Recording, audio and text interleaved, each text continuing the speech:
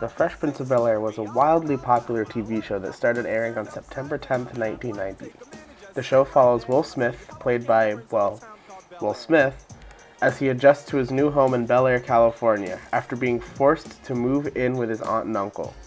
The Fresh Prince of Bel-Air, while staying on a lighter note for most of the show, explores the struggle that young black men face, especially living in a private Los Angeles community such as Bel-Air. In this video essay, I'm going to be taking a deep analytical dive into 5 different episodes of The Fresh Prince of Bel-Air and talk about the issues that they tackle. Oh yeah, and spoilers, because of course. Fraternities are a key staple of college, at least in the eyes of the media. In the Season 4 episode, Blood is Thicker Than Mud, Carlton and Will are ready to join an all-black fraternity. While going through the tasks needed from the pledges, the leader of the fraternity is making fun of Carlton, essentially claiming that he's a sellout to be in the frat. When Carlton eventually learns about the news that he's not getting into the fraternity because of this, he goes off on the leader of the frat, saying he's going to encounter all of the same hurdles that the leader is going to in his life because of his blackness.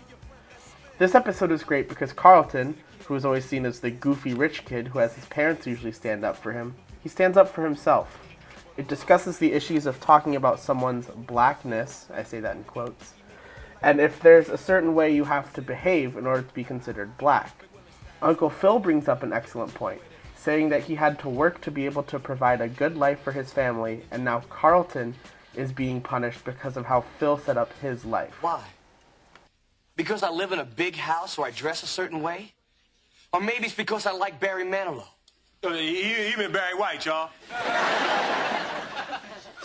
Being black isn't what I'm trying to be, it's what I am.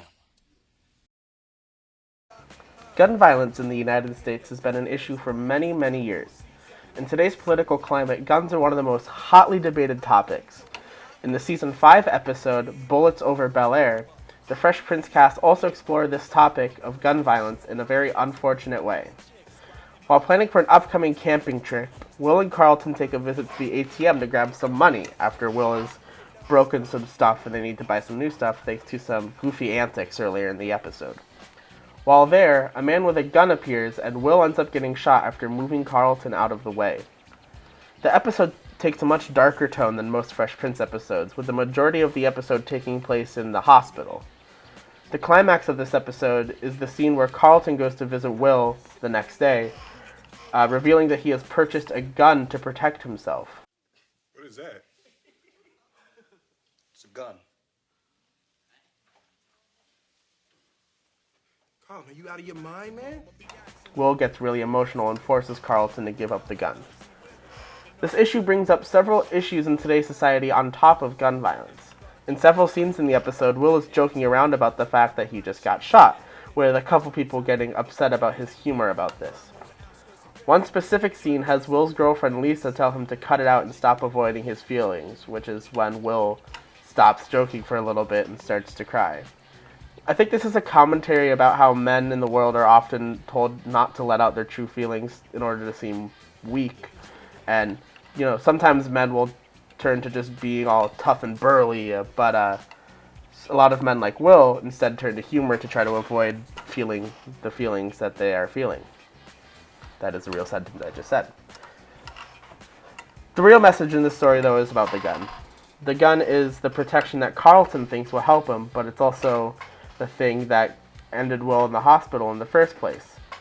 Will reminds Carlton that it's not easy to shoot somebody, and that protecting yourself with a gun wasn't Carlton's way, as Carlton couldn't take another life like his was almost taken. One of the most powerful things that Will says in this episode about being shot is, he says, we have to have a sense of humor about this. This kind of stuff happens all the time. I think that's a chilling commentary about how often gun violence occurs in the United States, and it's really unfortunate that it has come to this, but Will does make a good point that sometimes it is better to have a sense of humor about certain things to try to lighten the mood a little bit, because it sucks to be sad. It really does. In the Season 2 episode, Guess Who's Coming to Marry, there is a wedding that's being held at the Banks residence. Will's Aunt Janice is flying over to Bel-Air to have her wedding there with all of her sisters, including Will's mom. Conflict arises when Janice's soon-to-be husband, a white man, appears. Will's mom immediately gets upset at Janice and decides that she's not going to go to the wedding, and she also decides that Will's not going to go with her. There's a scene in this episode where all of the sisters are up late at night because they can't sleep, fearing for the worst as it relates to the wedding. When Will's mom comes in, who has already made a scene about the interracial marriage earlier in the episode, the sisters all get quiet. Will's mom goes off about all of the struggles that can come up when you're in an interracial relationship. Not from the relationship itself, but from what people's reaction to the relationship would be, and she doesn't want that to affect her sister in any way. The way that people could take their jobs away because of their opinions, the looks they're going to get on the streets, the struggles that her husband is also going to face as part of the marriage. She continues to say that this is a mistake, and she refuses to come. Now, Will has never been the best history student. He's gotten terrible grades, and he always baked on his relationship with the teacher, who was his basketball coach, to stay afloat. In the Season 1 episode, The Ethnic Tip, Will says to his Aunt Vivian that he's not doing well in his history class because they're not teaching any black history and he's just not interested. Through a petition and a discussion at a PTA meeting, Aunt Vivian takes up the role of history teacher for a month in order to teach the class about black history in the United States. After Vivian assigns a large amount of work in the forms of paper and readings, both Will and Carlton get tired of all the work that Aunt Vivian has been assigning. This episode has a very clear message about knowing your history. All throughout the episode, Will is saying that he will do the work to study something he's interested in, yet when Aunt Viv comes to teach the class about black history, Will isn't for it. Aunt Vivian says to Will, in a great quote, "You can read the book, you can put up the poster, you can wear the shirt, and you can shout the slogan. But unless you know all the history behind it, you're trivializing the entire struggle." It really encapsulates the idea of those people who act like they're extremely interested in something just to seem like a good person. Aunt Vivian reminds Will that he needs to believe in what he's fighting for and actually put in the work rather than just wearing a shirt and saying you're doing something by doing so. Racial profiling is not something that we're unfamiliar with today in the United States. Many people in the world are unfortunately a victim of racial profiling, especially here in the United States. Season 1, Episode 6 of The Fresh Prince of Bel-Air, titled Mistaken Identity, is just one example of what can happen when someone is the victim of racial profiling. In this episode, the Banks family is going on a retreat for a few days with Phil's legal partner. While most of the family is flying over by helicopter, Carlton is tasked with driving Mr. Firth's Mercedes-Benz over to Palm Springs. Will, who was not asked to come to the vacation, probably due to his goofy antics in every episode of the show, hides in the car and appears while Carlton is driving over.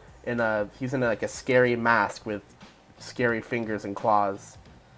Along the way, Carlton and Will get stopped. Of course, this is after Will takes off the mask and the claws and he's just back to being Will. They get stopped and they're being blamed for a series of car thefts in the neighborhood. And they're being taken in because Carlton told the police that this wasn't their car and that they were driving over Mr. Firth's car to Palm Springs, which was the truth. This episode ends with Carlton coming to the realization that this is something that's going to happen to him for the rest of his life. He comes to the realization that black people are disproportionately targeted by police officers in the United States, and that he's going to be pulled over numerous times in his life for driving while black. When you got this alleged confession from these two young men, did they have a lawyer present? No, because I'm their lawyer. Did you notify their parents? No, because we're their parents. So, officer, don't tell us to wait, and don't tell us to sit down. Just open that damn cell and let those two boys out of there, or I'm going to tie this place up with so much litigation that your grandchildren are going to need lawyers. Thanks for watching this video. This is something I've always wanted to experiment with, and I felt that this final project that I'm turning this in for seems like the perfect opportunity to try to make a video of this type and see if I could be any good at it and try to put it on the internet someday as a regular old YouTube video. There's much more episodes I could have talked about. The Fresh Prince of Bel-Air is one of my favorite TV shows. I watched it a lot growing up, and rewatching it, you really notice all of the issues that they tackle in The Fresh Prince of Bel-Air, and just how lovable almost all of the characters are in the show.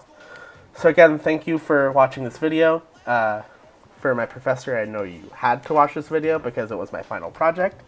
But if I showed this to anyone else, thank you for sticking with me through the end of this video, because this is a new thing, and I'm hoping to do this again in the future to the public.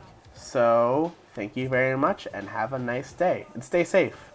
Stay safe, cover your mouth. You know, the coronavirus is going on. And let's keep a good mood. So, have a good one. Stay safe.